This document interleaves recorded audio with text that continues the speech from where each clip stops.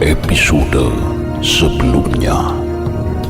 20 anggota Wukir terjebak dalam taktik setayu yang digunakan untuk mempertahankan pos pertahanan. Mereka tidak menyangka akan dijepit dalam lingkaran luar dan dalam. Tidak ada jalan lain bagi mereka kecuali bertarung habis-habisan mempertahankan diri. Karena kalah jumlah, Wukir dan seluruh anggotanya akhirnya terbunuh. Tidak ada yang dibiarkan menyisakan nafas sedikit saja. Usai pertarungan dinyatakan selesai, Setayu atas persetujuan Ki Ageng Mangir menyamar menjadi anggota kelompok Wukir. Mereka berniat menyatroni langsung sisa kelompok Wajrapani yang berada di seberang lereng. Dengan harapan malam akan menutupi siapa mereka sebenarnya, Setayu dan 10 prajuritnya berjalan seolah-olah baru saja memenangkan pertarungan. Tentu saja pergerakan mereka terpantau oleh 2 pengamat Wajrapani yang bersembunyi di balik semak belukar. Salah satu di antaranya kemudian segera berlari ke arah Wajrapani dan 5 anggota sepuh yang sedang menunggu kabar dari kelompok Wukir.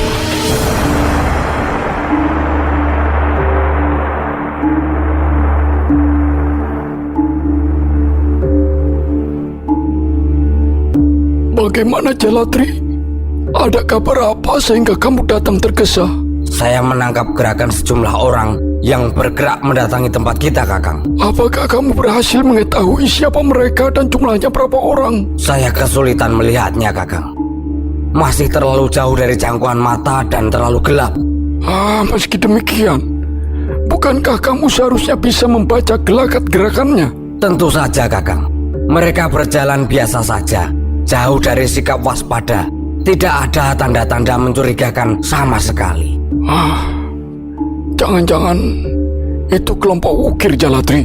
Mereka telah berhasil menyelesaikan pekerjaannya. Ya, bisa saja demikian, Kakang. Jumlah mereka juga tidak terlalu banyak. Kalau begitu tidak ada yang perlu dikhawatirkan, Jaladri. Wukir memang sempat mengajukan permintaan bahwa jika pertahanan musuh berhasil direbut, mereka meminta sisa anggota yang masih berada di sini untuk segera menggantikannya. Dengan demikian, ketika kelompok induk musuh datang, kita bisa menghancurkannya dengan tenaga yang masih segar. Lalu, apakah Kakang akan menuruti permintaan Kakang Wukir? Tentu saja, Jaladri. Begini, tugasmu sebagai pemantau aku cabut. Sekarang pimpinlah sisa anggota yang lain menyambut kedatangan mereka. Suruh Wukir atau Panoleh untuk segera melapor kepadaku di sini. Sendiko, Kakang Wajrapani. Mohon maaf, Dimas Wajrapani.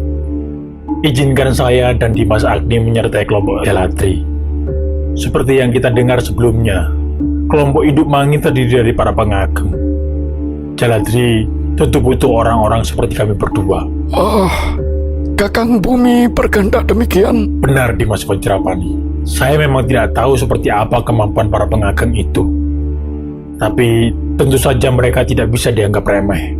Keikutsertaan saya dan Dimas Agni mudah-mudahan bisa mendukung kelompok Jaladri. Biarlah Dimas Aprati, Nirbaya, dan Bagaspati mendampingi panjenengan di sini sampai semuanya tuntas.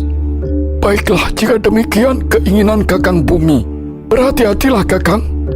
Menurut kabar yang saya dengar, tombak pusaka baru kelinting yang dibawa Ki Ageng Mangir sangat berbahaya. Saya justru ingin mengujinya langsung, Dimas Wajrapani, meski taruhannya adalah nyawa saya sendiri.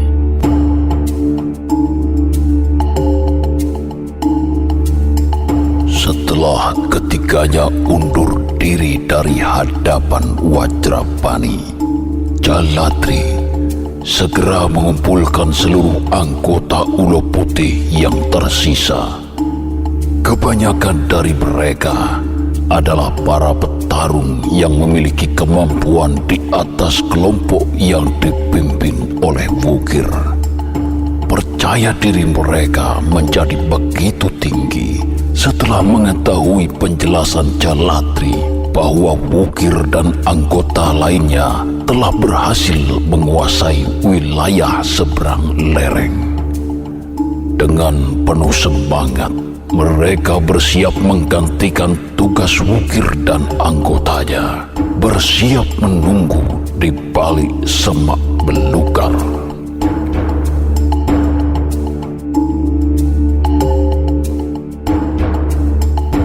Di sisi lain, Setayu dan anggotanya sudah mulai mendekati posisi di mana Jalatri dan anggotanya bersiap menyambut kedatangan mereka. Hingga berjarak sekian depa, wajah Setayu masih tersamarkan oleh gelap malam. Setayu sendiri mulai menyadari bahwa ada sejumlah orang yang berdiri di balik semak belukar di depan sana. Meski jumlahnya tidak diketahui, tapi setelah mereka mulai berada dalam jangkauan serang, Setayu segera memberi tanda pada prajuritnya yang berada di bagian paling belakang untuk menyalakan api, penanda bagi kelompok induk untuk segera menyusul mereka secepatnya.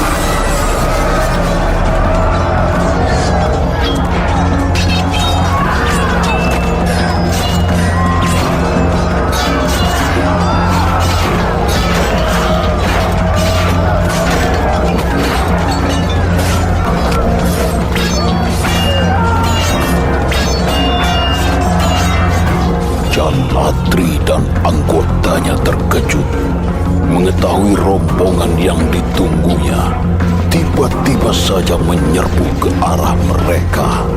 Jalatri tak sempat memberikan arahan apapun karena masih kebingungan dengan apa yang terjadi. Belasan anggotanya hanya secara spontan melakukan perlawanan.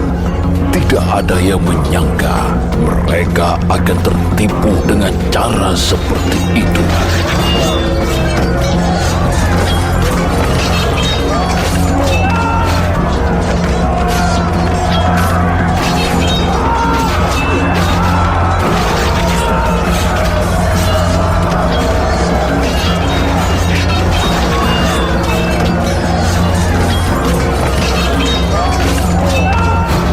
Saja 1-2 orang petarung ulo putih ambruk mendadak dari arah seberang. Kelompok induk Mangir telah tiba untuk mendukung serangan Setayu. Gerombolan ulo putih terdesak dengan cepat sehingga korban di pihak mereka pun semakin bertambah. Tidak ada perintah apapun dari Jalatri karena tenggorokannya telah sobek oleh senjata Setayu. Sisa-sisa ulo putih kini hanya melawan sebisanya sembari mundur. Beberapa dari mereka yang terlihat seperti hendak melarikan diri diburu dan dibunuh dengan segera. Meski demikian, ada 2 orang ulo putih yang tak berpindah sedikit pun dari tempatnya memberi perlawanan. Tiap bacokan, tikaman, dan goresan senjata para prajurit tidak mampu melukainya sedikit pun. Sebaliknya justru merekalah yang berhasil berkali-kali melukai para pengeroyoknya. 3 prajurit Mangir bahkan telah gugur oleh senjatanya. Melihat hal ini, Setayu, Batal, dan Codong segera berlari ke arah kedua orang itu untuk mengepungnya. Hei, jangan jumawa kalian kebal senjata. Kami orang-orang Mangir tidak gentar sedikit pun. Itu mainan anak-anak. Lambe mulu nyu temen. Kalau sampai kulitku sobek sedikit saja, tak sembah tenan gue. Tapi sebaliknya, jangan salahkan aku, promosi pecah dadamu. Buktikan saja kalau yang sedang kami pakai adalah mainan anak-anak. Sak kentur-kenturi tapamu untuk Joyo Kawijayan. Ora bakal dadi opo umpama munggu gawe rusuh. Menyerahlah untuk mendapatkan hukuman atau kami selesaikan sekarang juga. Ilmu kebalmu tidak ada apa-apanya. Apa kamu jauh-jauh sudah menyiapkan daun kelor, hei Wong Mangir? Cepat ambil dan bawa ke sini. Gebuk kami berdua dengan daun kelor busukmu itu. Boleh juga kamu oleskan ke senjata kalian yang ketul itu. Rangket kami segera. Kalau tidak, tinggalkan kepalamu di sini untuk aku jadikan keset. Tidak perlu pakai daun kelor untuk membereskan mainan anak-anak. Cepake gulumu, tarampong ke saiki sisan. Iya!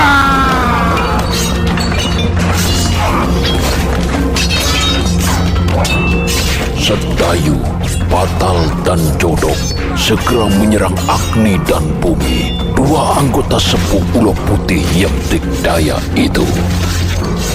Namun bersamaan dengan loncatan cepat mereka, ketiganya memindahkan senjatanya masing-masing yang semula dipegang menggunakan tangan kanan menjadi di sebelah kiri. Semula Agni dan Bumi tidak menyadari apa maksud perpindahan itu. Namun ketika darah tiba-tiba saja muncrat akibat besetan senjata lawan, dua anggota sepuh Ulo Putih itu terkejut. Tidak menyangka tubuh mereka telah terluka dengan mudahnya.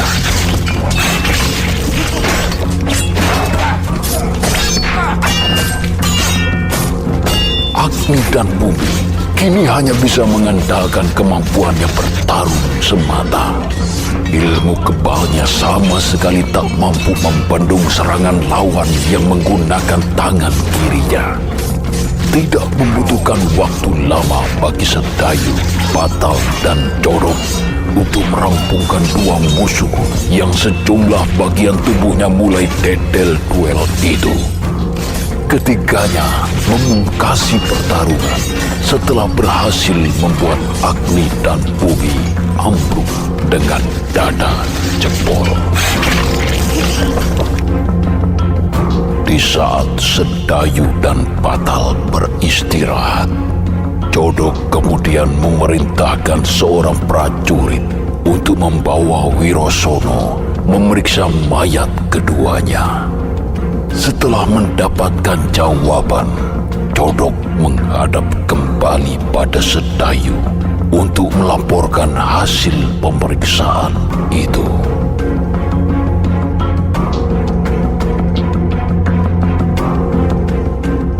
Jadi, apa kata Wirosono, Ki Jodok? Di antara kedua orang ini, tidak ada yang bernama Wajarpani, Ki Demang.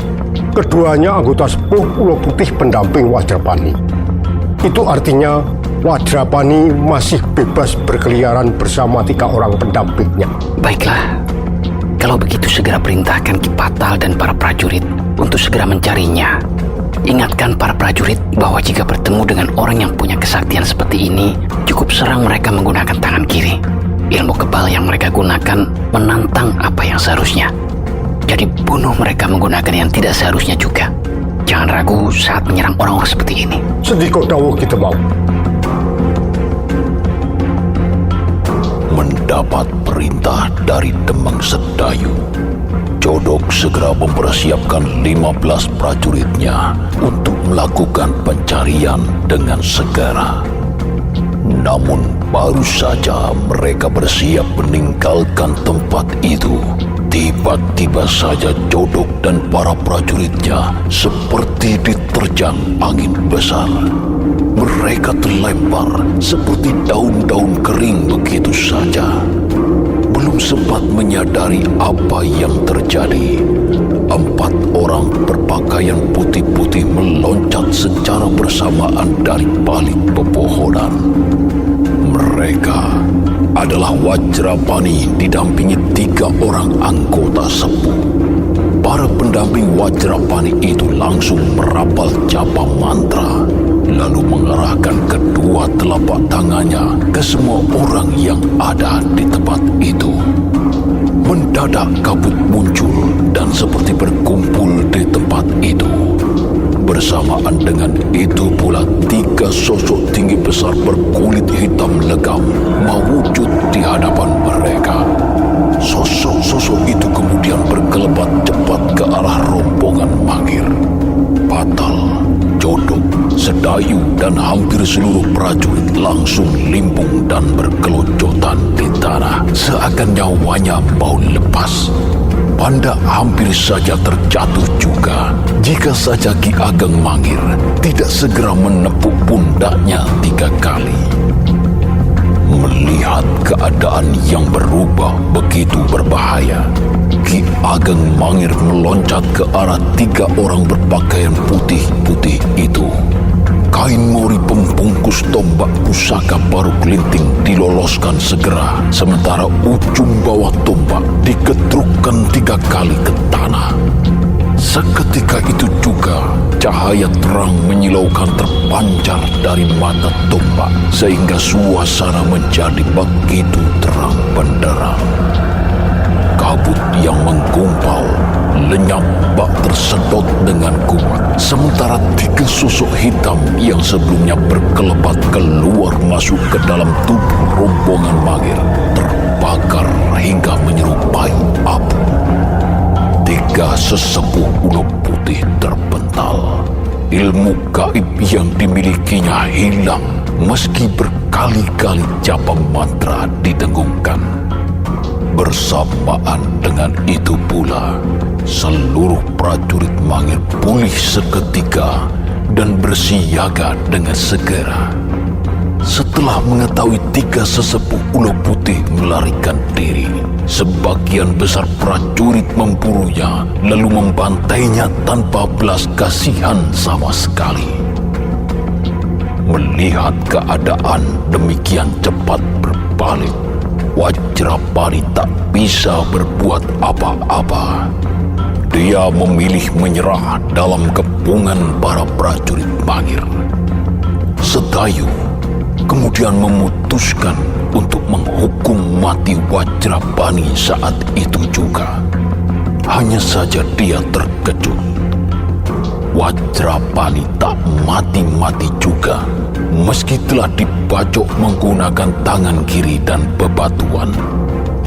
Buah pusaka tombak baru kelinting ternyata juga tak mampu menyirnakan kesaktian gaib yang dimiliki seperti yang sudah-sudah.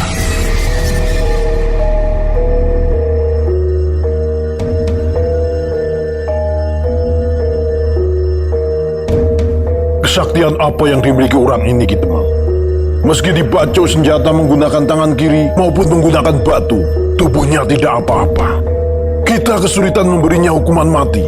Tuah pusaka tombak baru kelinting juga tidak menyernakan kekebalannya. Iya benar, Ki Pata. Dia memang sudah tidak mungkin memberikan perlawanan lagi. Tapi jika tidak memberinya hukuman mati, dia pasti akan tambah jumawa. Siapa namamu? Akulah yang kalian cari, Wajrapani. Kenapa? Kamu terkejut karena tombakmu sama sekali tidak berguna kali ini? Di mana kamu berguru Aji Jaya Kawijayan? Tidak akan aku katakan siapa guruku. Lalu dari mana kamu punya ilmu kebal seperti itu? Aku tidak punya ilmu kebal. Aku tidak punya ilmu kebal. Sama sekali tidak punya ilmu kebal. Baik, cukup. Ki Patal, selesaikan orang ini segera. Sendiko, Ki Ageng.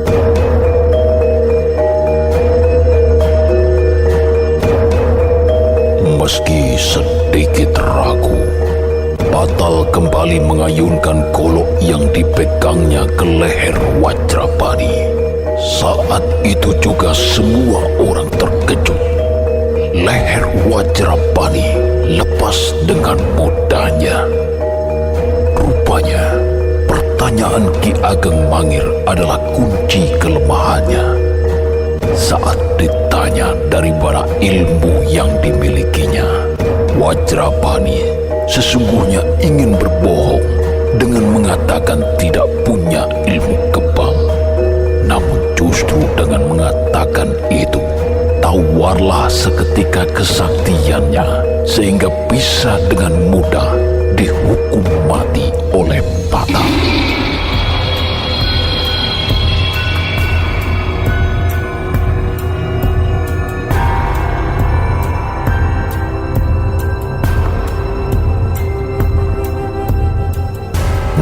segalanya belum selesai. Baru saja mayat Wajrapani dipindahkan, mendadak langit berubah mendung begitu tebal, merayap cepat dibarengi gemuruh di atas merbabu. Samar-samar, seorang laki-laki berwajah begitu buruk nampak berdiri di atas batu besar, tertawa dengan suara yang terdengar ganda. Kehadiran orang itu menggetarkan seluruh prajurit Mangir, termasuk Sedayu yang berdiri paling dekat dengannya. Aura yang dimiliki orang itu membuat Sedayu segera menyurut mundur ke bagian belakang Ki Ageng Mangir. Sehingga kini Ki Ageng Mangir dan sosok itu berhadap-hadapan langsung. Dialah Margapati yang berjuluk Naga Pertapa, pemimpin tertinggi Ulo Putih yang mengundurkan diri sekian lama. Bertahun-tahun pengharapanku ternyata datang sendiri ke tempat ini. Diantarkan langsung oleh bocah wingi sore yang berlagak punya wibawa. Hei bocah, segera serahkan tombak yang kamu bawa. Di tanganmu pusaka itu tidak akan berarti apa-apa. Sudah kubaca dalam tapa bahwa siapa saja yang memiliki pusaka itu umurnya akan pendek.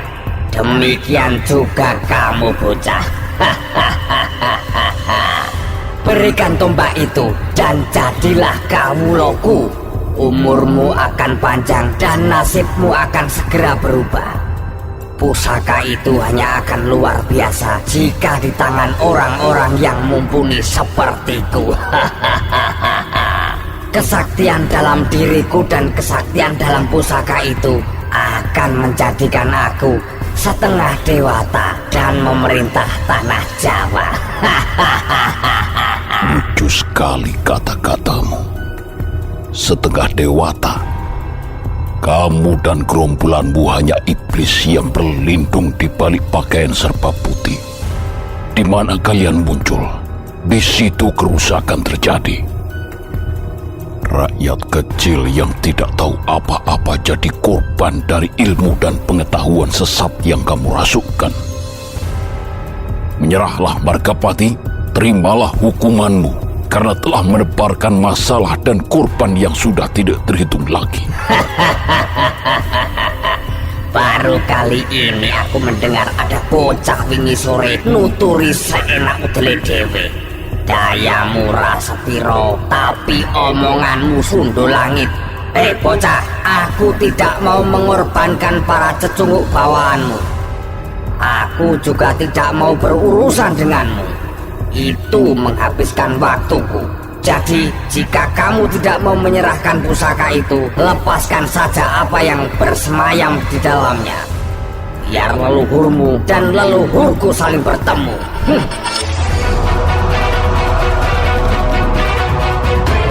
Margapati mengangkat tangan, menengadahkan kepalanya ke langit. Mendung yang bergulung-gulung menumpahkan hujan yang turun seakan dipaksa. Petir menyambar-nyambar, membarengi gulungan asap tebal yang keluar demikian saja dari sela-sela semak belukar.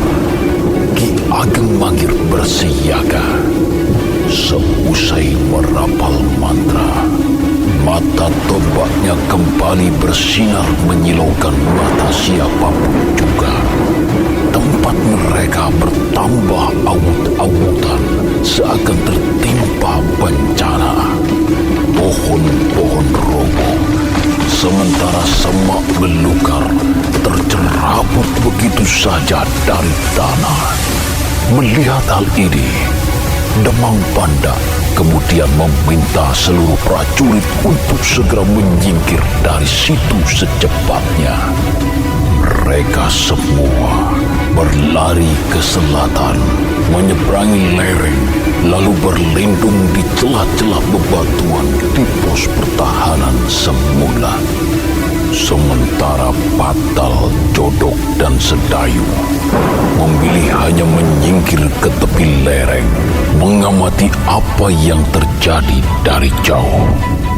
Hanya saja mereka tidak menyadari bahwa di sudut bebatuan tak jauh dari tempat mereka berada, Warang juga telah turut mengamati semuanya. Warang telah meninggalkan gerobak yang menjadi tanggung jawabnya dan memutuskan mengetahui semua apapun resikonya. Belum sempat berlindung di balik batu, Warang tiba-tiba saja mendengar gemuruh menyeramkan dari sisi selatan. Dia kemudian berlari ke tepi jurang untuk mengetahui suara gemuruh apakah itu. Warang tercekat dan gemetaran luar biasa. Dari jauh disaksikannya puncak Gunung Merapi berpijar-pijar merah seakan mau meletus. Ketika Warang hendak kembali ke tempatnya berlindung, mendadak dari puncak Merapi sebuah titik merah muncul, berubah cepat menjadi besar. Rupanya itu adalah bola api yang sedang melesat ke arah mereka berada. Derunya menyerupai deburan ombak pantai selatan yang menggempur batu karang. Meski sempat terpaku, Warang tersentak sadar ketika bagian bawahnya tiba-tiba terasa hangat. Ketakutan yang amat sangat membuatnya layaknya bocah kecil. Beruntung, air hujan yang begitu deras tak membuat bagian bawahnya berbau pesing. Warang berlari bersembunyi ketika bola api hampir melintas di hadapannya. Bola itu kemudian menuju tempat di mana Ki Ageng Mangir dan Margapati saling merapal japa mantra. Mengetahui sebuah bola api tiba di tempat itu, Ki Ageng Mangir secara spontan menghantamkan mata tombaknya tepat di bagian tengah. Bola api itu buyar dan membentuk sesosok tubuh renta. Bersamaan dengan itu pula, dari tubuh Margapati keluar asap tebal yang berubah menjadi seekor makhluk bersayap. Kedua sosok itu kemudian saling berhadap-hadapan dalam kepungan api yang tiba-tiba saja keluar dari dalam tanah. Suasana pun menjadi hening, sangat hening. Seluruh panca indera manusia seakan mati, tak mampu menangkap lagi apa yang terjadi dalam kepungan api itu.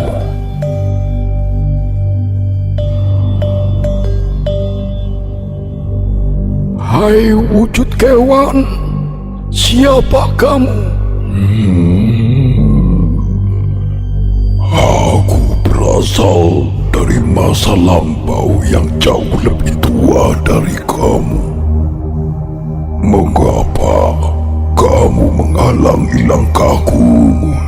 Langkahmu bukan menggunakan kaki, tapi menggunakan nafsu. Nafsumulah yang membuatmu selalu ingin hidup dan ikut campur di dunia manusia.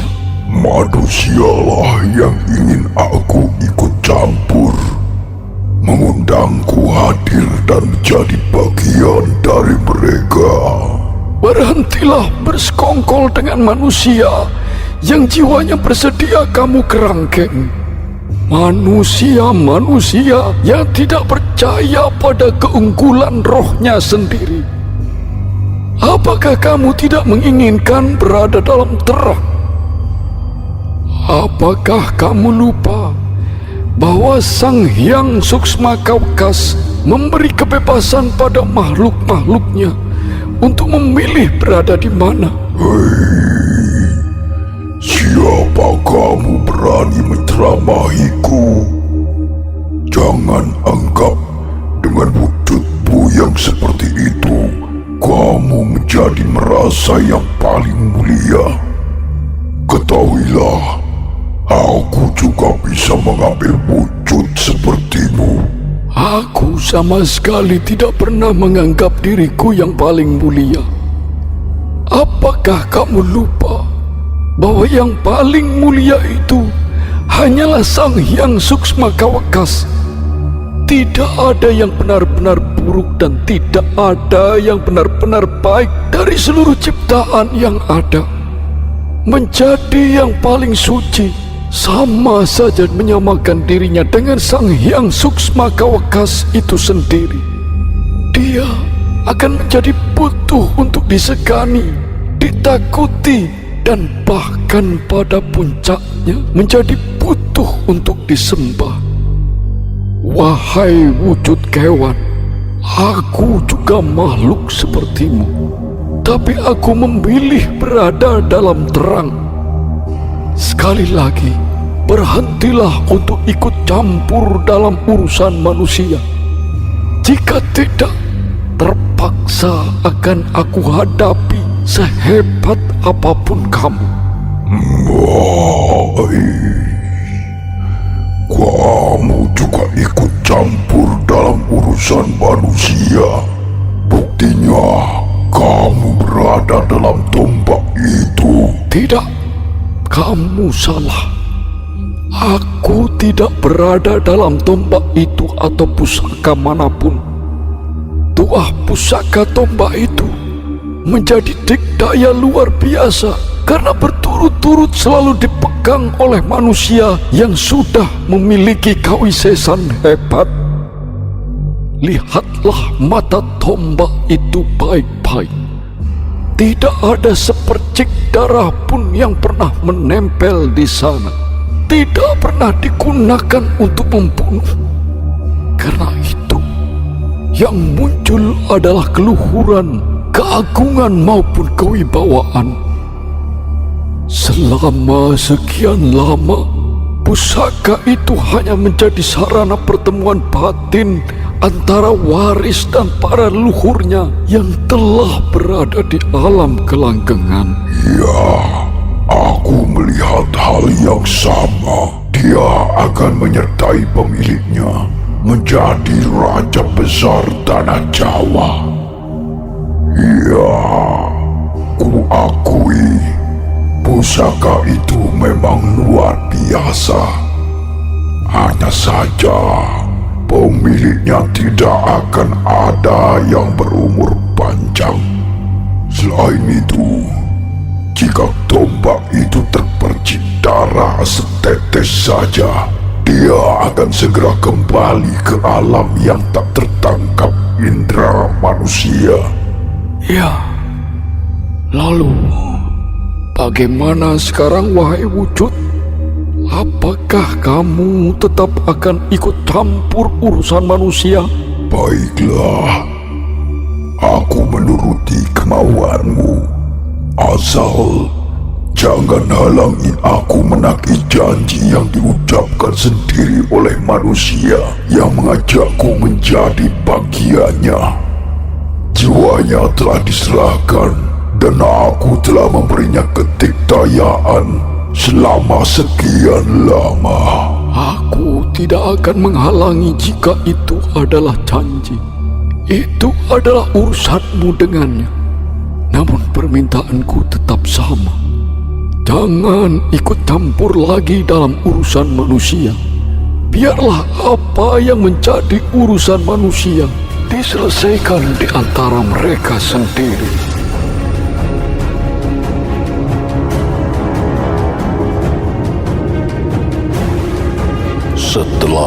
Sekian lama Ki Ageng Mangir dan Margapati tenggelam dalam hening, dan indera mereka tak mampu menangkap apapun di antara kepungan api.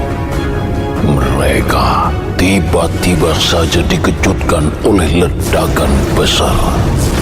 Bumi bergetar keras seiringan terbentuknya kembali bongkahan bola api yang berputar sedemikian kencang lalu melesat kembali ke asalnya, yakni puncak Gunung Merapi.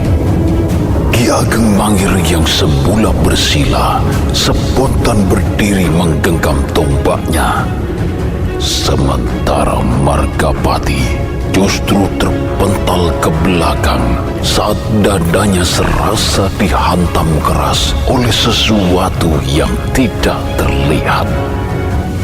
Seluruh raganya lemas seketika, seakan tak memiliki tenaga sama sekali. Dia sadar itu adalah tanda bahwa ketikdayaannya sesungguhnya telah sirna, sama yang dialami oleh ayahnya dan para sesepuh Ulo Putih di masa lalu.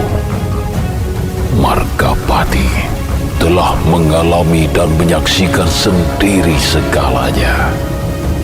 Jika saja kala itu Margapati tidak diselamatkan Aruno, mungkin saja dia juga telah tewas bersama ayahnya. Dalam kepanikan besar, Aruno berhasil membawanya lari ke Merbabu. Meski wajah Margapati sempat luka parah akibat serangan para prajurit Raden Baruklinting, Ki Ageng Mangir memandangi Margapati yang berusaha bangkit berdiri dengan susah payah. Dari situ Ki Ageng Mangir mulai menyadari bahwa sesungguhnya semua telah berakhir, meski oleh sesuatu yang tidak dia mengerti. Benaknya terus bertanya-tanya, siapakah perwujudan tua yang datang dalam bentuk bola api dari arah selatan itu? Dia bukan Bopo Gaib yang selalu hadir selama ini. Mengetahui Margapati terhuyung-huyung dengan wajah kelelahan, Ki Ageng Mangir merasa sudah saatnya untuk mengakhiri. Tanpa ragu, ujung tombak pusakanya disiapkan untuk menghujam tubuh Margapati tepat di jantungnya. Namun di detik-detik terakhir, nyala terang dari mata tombak tiba-tiba saja meredup begitu saja. Hampir sejengkal tombak itu menyentuh dada Margapati. Mendadak, sebuah tubrukan keras datang dari arah depan. Ki Ageng Mangir terpelanting ke belakang, namun berhasil menjejakkan kakinya kembali dengan sempurna. Dadanya terasa begitu sesak. Rupanya tubrukan itu dilakukan oleh seekor kera putih yang berdiri di hadapannya. Ki Ageng Mangir terheran karena tombaknya tak lagi menyala terang. Dia menyalahkan kera itu dan berniat menghajarnya setelah berusaha menghalang-halangi membunuh Margapati. Tak disangka kera putih yang selalu menguntit perjalanan mereka selama ini ternyata membela musuhnya. Saat Ki Ageng Mangir bersiap menghujamkan tombaknya, tiba-tiba saja jiwanya seperti tersedot kekuatan besar yang membuat raganya ambruk berlutut ke tanah.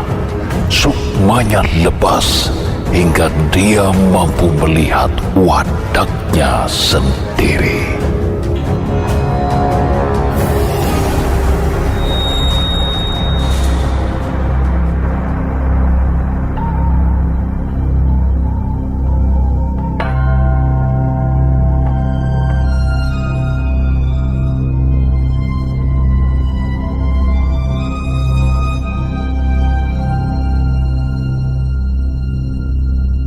Nyuwun pangapunten, siapa panjenengan? Mengapa menyerupai wujud saya? Aku selalu di sini dan akan selalu di sini selamanya. Wadaku dalam tangkapan indramu adalah kera putih yang telah kamu saksikan sendiri. Saat ini, wujudku menyerupai wujudmu. Karena wujud asliku tidak perlu kamu ketahui. Lalu mengapa panjenengan menghalang-halangi saya membunuh orang itu? Saya tidak sungkan menghadapi panjenengan sekaligus, meskipun panjenengan saat ini menyerupai wujud saya.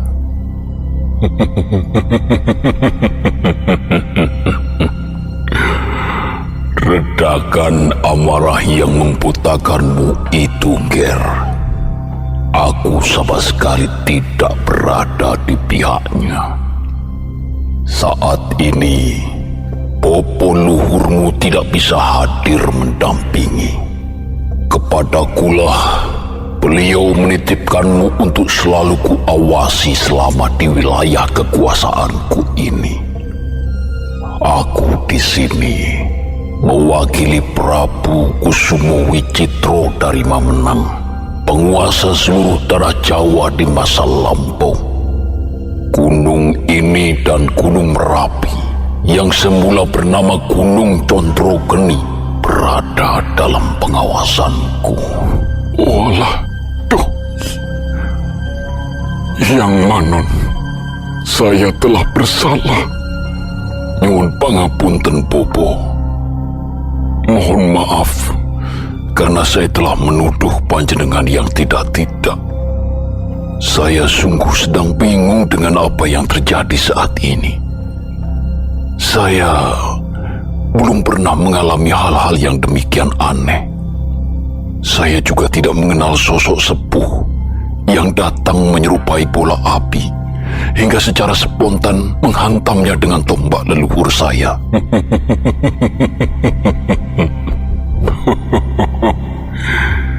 Ya, memang banyak yang kamu tidak tahu, Ger. Pusakamu yang memiliki dapur Paru Kuping dan telah diberi nama Paru Kelinting itu menyimpan banyak cerita yang jarang diketahui manusia. Saking banyaknya, tidak akan pernah ada pujangga yang mampu menuliskannya dengan baiklah. Sosok yang hadir menyerupai bola api itu adalah Resi Setmoko yang memindahkan padepokannya ke Gunung Condrogeni 500 tahun sebelum namanya dirubah menjadi Merapi. Dia tahu segala yang terjadi di gunung itu dan gunung ini, termasuk bagaimana leluhurmu dulu juga pernah bertapa begitu gentur di wilayah ini sehingga mendapat julukan Panembahan Merbabu. Tombakmu itu bahkan pernah dibawanya menemani tirakat di sini. Juga ketika dipoyong serta ke Gunung Wangi dan melanjutkan tapanya di atas pohon kurda sekian lama hingga membuat sekitar tempat itu angker seangker-angkernya. Nger, Resi Setmoko begitu kasih kepadamu sehingga mau hadir kembali untuk memperingatkan gaib yang sengaja diundang untuk menghancurkan tombakmu. Itu karena kisah pusakamu belum selesai, masih memiliki alur begitu panjang yang membarengi perjalananmu selama hidup di dunia. Aku sendiri terpaksa menghalangimu membunuh orang itu menggunakan tombakmu, karena tombak itu memang bukan untuk membunuh. Tombakmu adalah pusaka lambang kebesaran penguasa tanah Jawa yang tidak boleh dikotori oleh percikan darah setitik pun. Oh, demikian rupanya. Saya tidak tahu. Mohon pangapunten. Bolehkah saya bertanya sesuatu? Silakan, Ger. Bertanyalah. Jika benar pusaka saya ini menjadi pusaka penguasa tanah Jawa, apakah itu artinya saya akan menjadi raja besar di tanah Jawa ini? Ataukah saya hanya akan menjadi penghantarnya saja?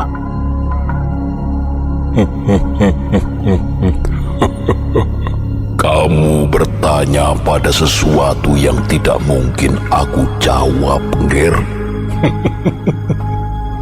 Lakoni saja hidupmu layaknya wayang yang dimainkan Sang Hyang Urip.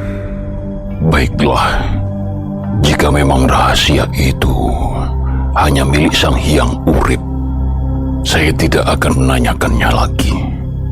Maafkan saya karena telah bertanya yang tidak-tidak. Baiklah, Ger, tidak perlu berpanjang lagi. Sekarang, mari kita segera kembali ke wadak masing-masing. Selesaikan urusanmu dengan manusia-manusia lainnya.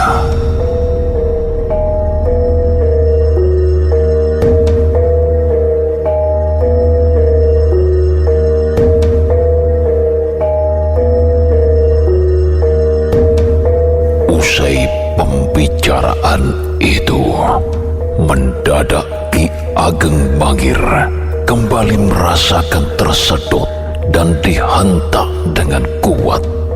Hanya dalam sekali helaan nafas, dia tersadar bahwa sedang dalam posisi berlutut. Ki Ageng Mangir spontan mengambil sikap siaga agar tidak diserang oleh Margapati saat tenaga musuhnya itu pulih. Namun dia terkejut. Margapati ternyata telah tewas di tangan Sedayu dan Batal, sementara tombaknya kembali menyala. Mengetahui Ki Ageng Mangir sedang mengamati perbuatannya, Sedayu segera menghampirinya dan memohon maaf karena telah terpaksa membunuh Margapati. Menurutnya, orang itu terlihat hendak melemparkan batu besar ke arah Ki Ageng Mangir, sementara Ki Ageng Mangir sendiri hanya diam terpaku saja, sehingga mereka mengambil keputusan untuk melindunginya dengan cara membunuh Margapati. Orang itu tewas karena tak mampu memberi perlawanan yang berarti. Bersamaan dengan itu, Jodok keluar dari semak belukar bersama seseorang yang telah dikenalnya. Dia adalah Reksoboyo, orang Mataram yang diculik oleh Konto. Jodok menemukannya berkeliaran setelah pintu tahanannya dibuka oleh Warang. Penyusup Mataram itu telah meninggalkan tugasnya dan bergerak sendiri tanpa perintah. Hujan telah reda dan matahari mulai menyingsing saat Pandak dan para prajuritnya turut bergabung di tempat itu. Dipimpin oleh Batal dan Jodok, mereka kemudian dikerahkan untuk memeriksa kembali tempat itu, mencari sisa-sisa anggota Ulo Putih.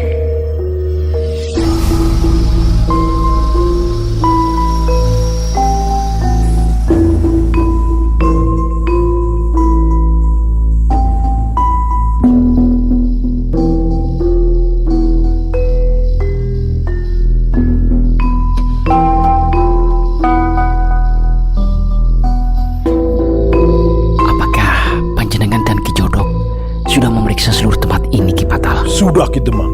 Kami berdua sudah tidak melihat ada pergerakan apapun dari gerombolan ulo putih di tempat ini. Hanya saja, saya tidak berhasil menemukan orang yang bernama Aruno Ki Demang. Jika panjenengan sudah memeriksa betul bahwa tidak ada lagi sisa-sisa gerombolan ulu putih, tidak usah lagi dicari Aruno itu, Ki Patal. Toh dia sudah tidak memiliki daya upaya apapun saat ini, jika saja dia masih hidup. Reksopoyo, aku tidak punya urusan sedikit pun denganmu. Pulanglah segera ke Mataram menghadap junjunganmu Sutowijoyo. Tetap kirimkan pesan yang dulu pernah kuberikan, bahwa aku tidak mau bekerja sama sedikit pun dengannya, kecuali dia datang sendiri ke Mangir dan berbicara langsung denganku sebagai sesama orang yang merdeka.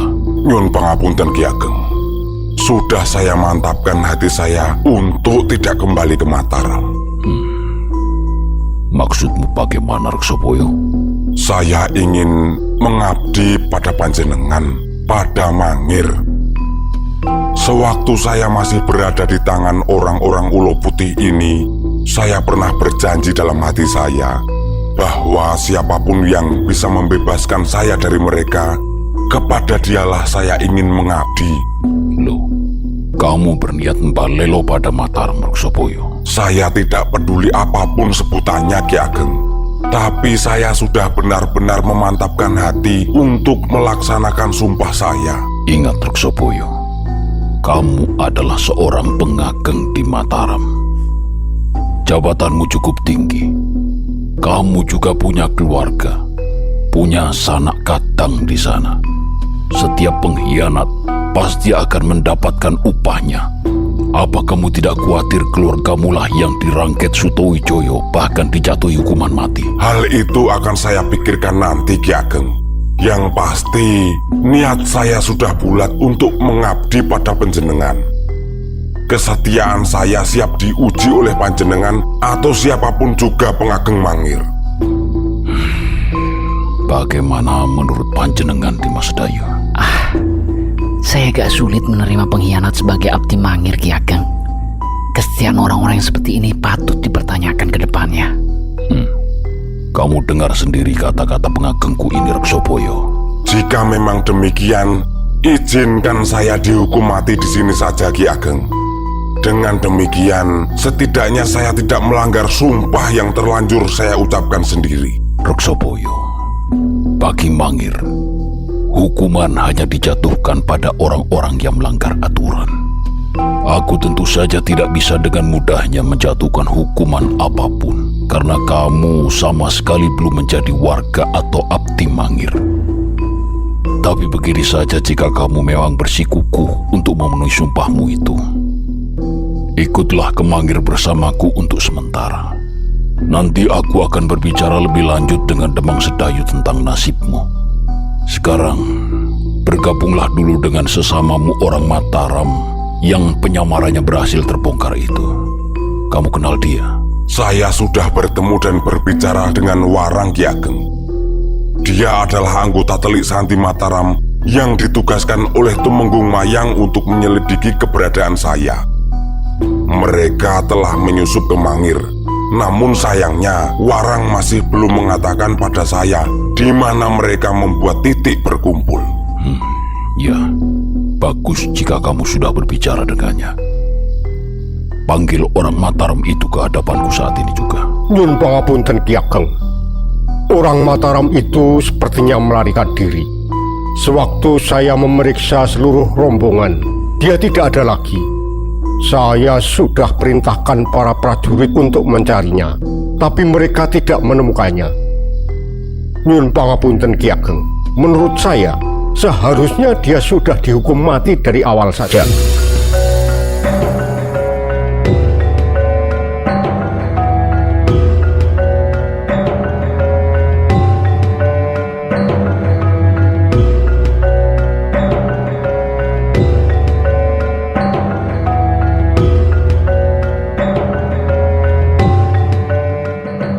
Demikianlah seluruh cerita saya selama bersama mereka, Gusti Tumenggung. Saya berhasil melarikan diri ketika perhatian mereka tertuju dalam penumpasan ulo putih Tumenggung. Kurang ajar sekali. Reksoboyo telah balelo pada Mataram. Apa yang kita lakukan ternyata sia-sia, Warang. Orang yang kita cari ternyata malah balik berada di pihak mereka. Nyuwun pangapunten Gusti Tumenggung. Setelah apa yang dialami Reksoboyo, saya tidak bisa menyalahkannya demikian saja. Apa yang dialaminya terlampau berat Gusti Tumenggung. Apapun itu, dia tidak memenuhi baktinya, Warang. Biarlah nanti Gustimu Sutowijoyo sendiri yang memutuskan sikap terhadap tindakan Tumenggung Reksoboyo. Tapi aku bersyukur, Warang. Tugasmu yang luar biasa ini justru mengumpulkan banyak keterangan baru tentang Mangir. Mataram sungguh harus berhati-hati terhadap Ki Ageng Mangir dan pusaka tombak baru kelinting. Aku tidak tahu seberapa hebat tombak pusaka Kiai Pleret milik Gustimu Sutowijoyo jika tiba saatnya harus berhadapan dengan tombak pusaka baru kelinting Ki Ageng Mangir. Aku sungguh baru mengetahui bahwa tombak baru kelinting adalah salah satu pusaka sakti yang dimiliki tanah Jawa dan sangat mungkin mengganjal Gustimu Sutowijoyo menjadi Ratu Gung Pinatoro.